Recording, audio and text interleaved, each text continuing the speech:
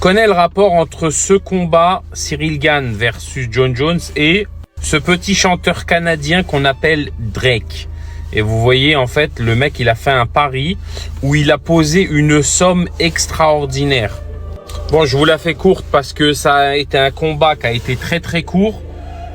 Franchement, Cyril Gane, je suis déçu parce que moi, je croyais que tu étais un monstre. Et là, ce que tu nous as montré, c'était un peu, voilà, c'était triste. Je pense que maintenant, tu danses plus comme avant, mais bon, retourne t'entraîner, va au Daghestan, au Kazakhstan, en Tchétchénie, mais fais quelque chose. Le combat, il a duré 30 secondes. Il a perdu par soumission. Il s'est fait étrangler au bout de 30 secondes perdues. Il a fait ça là. Bye bye.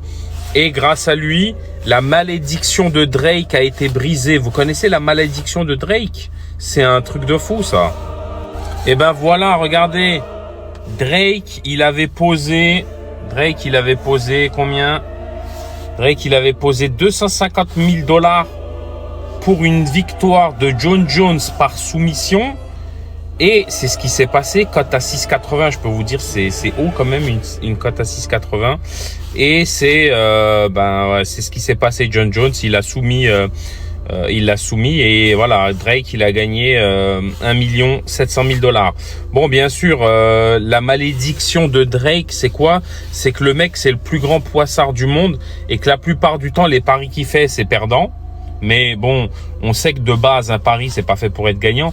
Mais moi, je vous dis, vous lancez pas dans les paris parce que c'est une arnaque monumentale. Et c'est pas fait pour gagner un pari. Lui, il s'amuse, Drake, il s'en bat les reins. Hein. Lui, son argent, ses disques et tout. Lui, l'argent, il tombe. Mais essayez pas de faire comme lui. Lui, il en a rien à faire, il s'amuse. Moi, je retiens cette image. Voilà, c'est ça que je retiens.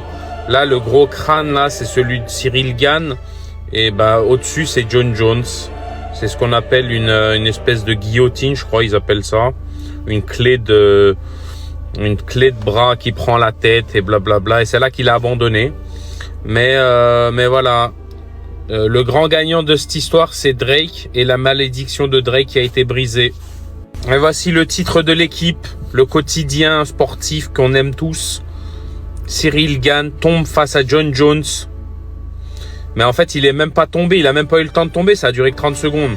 Même son débriefing après le combat où il a perdu, où il était comme ça, j'ai pas pu. Et il a duré plus de 30 secondes. Le mec, il a perdu un combat en 30 secondes et son débrief, il a duré plus de 30 secondes. Il est chaud patate, lui. C'est un bon. Abonnez-vous, likez, excitez-vous, faites des commentaires, racontez-moi ce que vous avez vu, etc.